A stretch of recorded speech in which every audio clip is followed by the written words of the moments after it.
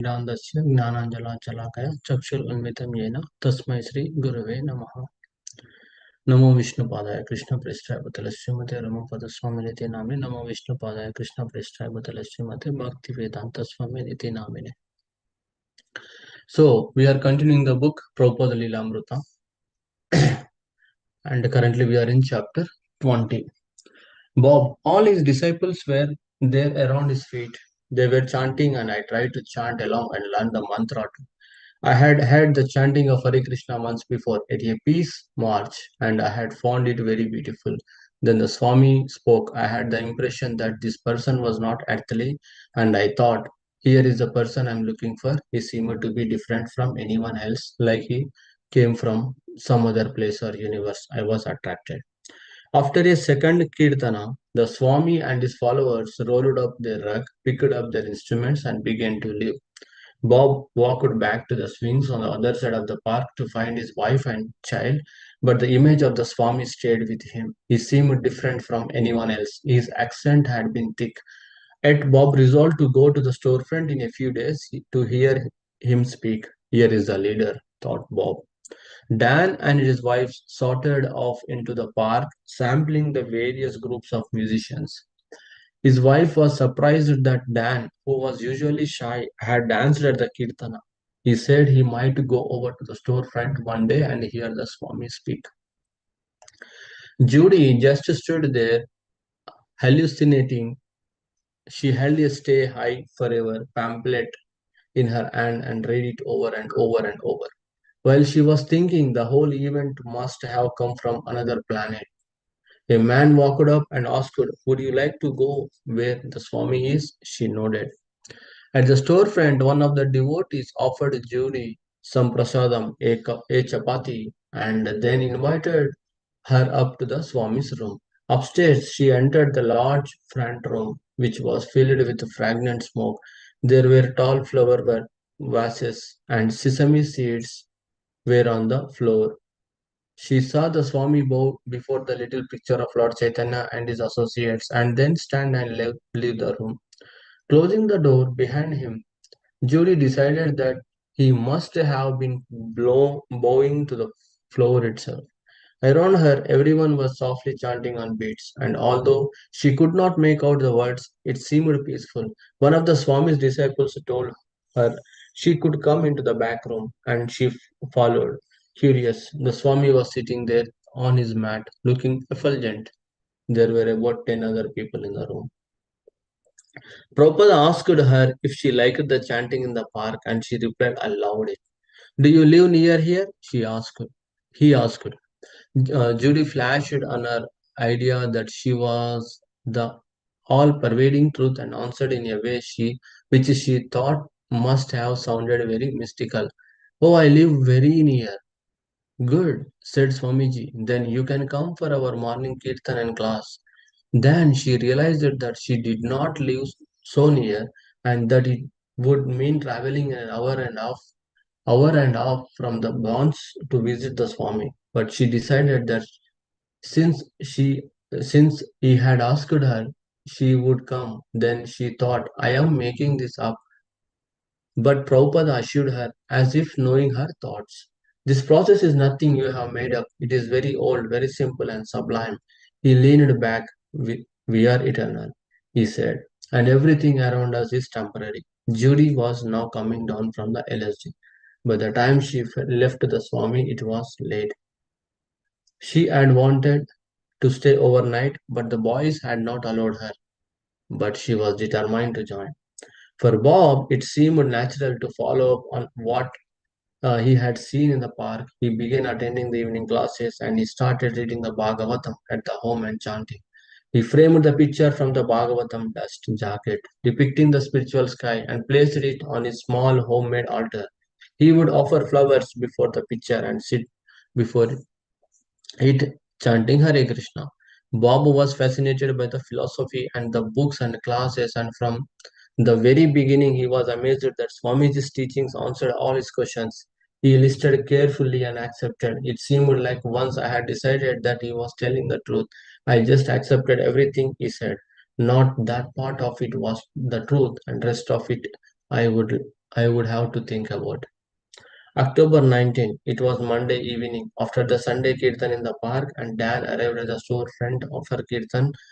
The Kirtan was in full swing, and when he entered, the first thing he noticed was some people playing on the innards of an upright piano leaning against the wall near the door. A boy handed him some wooden sticks and he sat down and joined in the Kirtan. Then came the Swami's lecture, which Dan thought was long and serious, about how sexual desire causes bondage and suffering. The temple was crowded and stuffy, and Dan was shocked by the lecture, but he stayed on because he knew there would be another kirtan. He felt uneasy that the Swami's followers were all celibate, but because he liked the kirtan, he resolved to keep coming. The Swami was not quite and what Dan had expected. He had imagined something of a light-hearted Zen Roshi, laughing and joking, with sparkling eyes and words filled with paradoxes. But he found the Swami just the opposite, very straightforward and even cutting in his speech and his mouth turned down at the corners, making him look mournful. Dan happily took to the Kirtana, thinking they would aid is impersonal meditation, but the lectures kept stressing that God was a person. Dan resisted. He mentally debated with Prabhupada. He was partial to Dr. Radha Krishna's interpretation of the Gita, and yet the Swami often launched ruthless attacks against such impersonal ideas. Gradually, Dan saw his impersonal barrier crumble, and he came to admit that on every count the Swami was right. Judy began attending both the morning and evening classes. She had to rise by 5 o'clock to get to the storefront on time, and her mother and father protested. But Judy did not care. She would ride an hour and a half on the subway before dawn downtown to the Swami's meetings, where she would be the only girl present. When the Swami heard that Judy was an art student, he asked her to paint for Krishna. She set up a canvas in the front room of the apartment, and under his guidance, she began painting. For her first assignment, she asked her to paint a portrait of his Guru Maharaj, Srila Bhakti Siddhanta Saraswati. He gave her a photo and instructed her there should be a flower garland around Guru Maharaj's neck, and tilaka should be yellowish, not white, and there should be no effulgence or halo around his head. Bob, I began chanting and studying the Srimad Bhagavatam at home and attending the Kirtan and classes at the storefront. After the last Kirtana in the evening, the Swami would take a bowl made of simulated wood and a little paring knife and a couple of apples that had been sitting on the edge of his lectern, and he would cut the apples up in the little bowl and hand the ball to a disciple. The disciple would then offer him the first piece and he would pop it into his mouth. The rest of the pieces of apple would be distributed to the crowd. I remember one time when he saw chewing on his piece of apple and he split the seeds out on the floor up against the wall. They bounced up the wall onto the floor next to the dais, and I was thinking how wonderful, no one else can do that. No one else would have the nerve to do such a thing. I'll stop it here.